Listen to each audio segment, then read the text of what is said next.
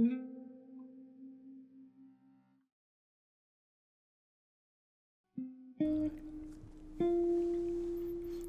was a day like any other day, till he walked in. The man looked like he was dragged here by a horse.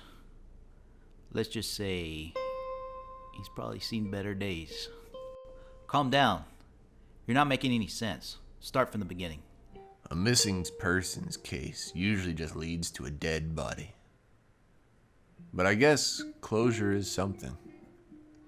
Meg, huh? The name strikes something in the back of my mind. All right, Mark. I'll take the case. I'll get to the bottom of this. I go out to get my shoes shined. After all, can't start a case with dirty shoes. The kid's good at what she does. Brings a shine to the shoes like no other. She also has ears stuck to the streets. She hears everything.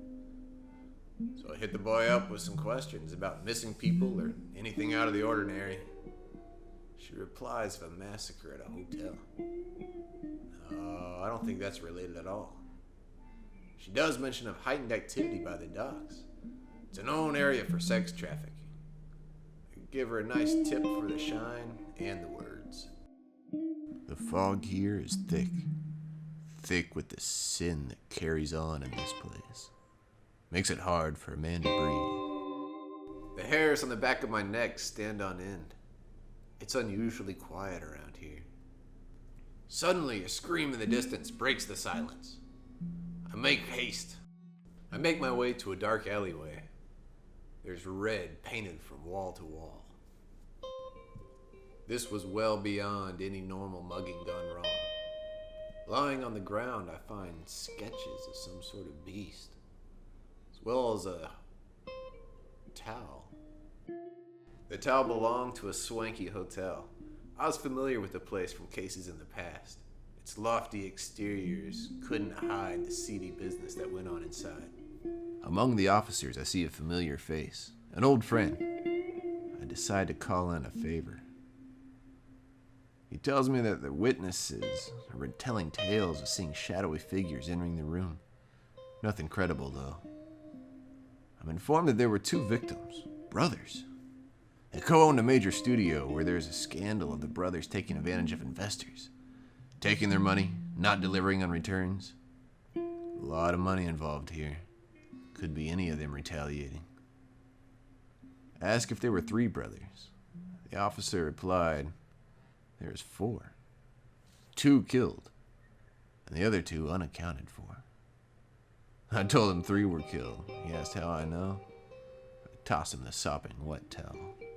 I decided to meet back up with Mark, let him know what I've found so far. Breakfast is the most important meal of the day, so I have it as often as I can. I tell him about how the dead brothers operated the studio Meg worked at, and after she was laid off, word got out about how they were scamming everyone. No one wanted to take the risk of investing in another one of their movie projects. I told him there was one brother left, and he gave me the name. Seems like he knew the guy. Mark starts to get a nervous look in his eye. He dashes off before I can get any more info out of him. I need to find that last brother. I find the address.